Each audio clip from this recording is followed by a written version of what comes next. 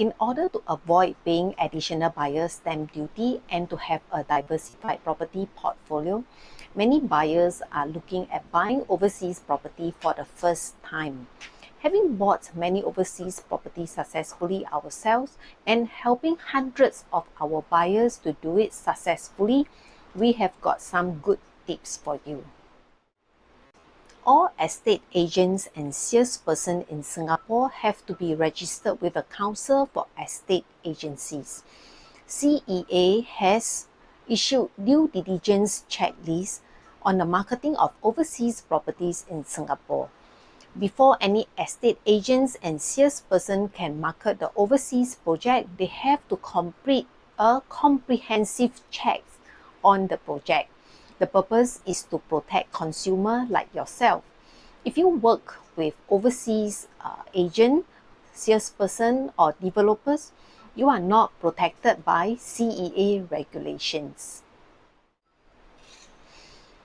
One benefit of investing in property is you can make use of leverage to grow your wealth through financing. When investing in overseas property, financing is also a way for you to protect yourself, to manage the currency exchange risk. I remember when I was a child, ringgit was 1:1 Singapore dollars. Over the years, they have depreciated by so much, and I don't think it will go back to the previous level anytime soon. Imagine if you had bought a property then and the price doubled, but you still would have lost money because of currency fluctuations. So one way to handle it would be to finance your investment in the local currency instead of paying all in cash, especially when the exchange is not in your favor. In Singapore, our condominiums are all on progressive payment.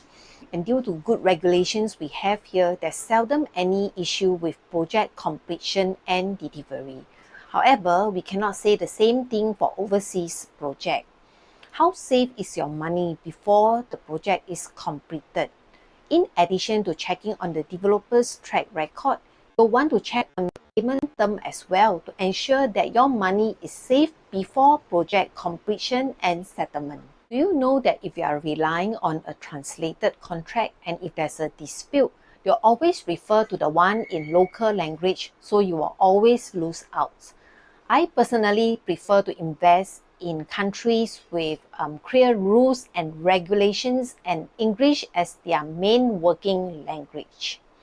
Can you imagine the people who invest in Cambodian property? I can think of very few people who can translate Cambodian into English.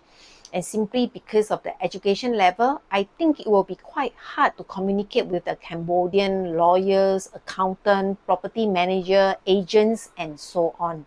So ongoing property management, I think, will be a hassle.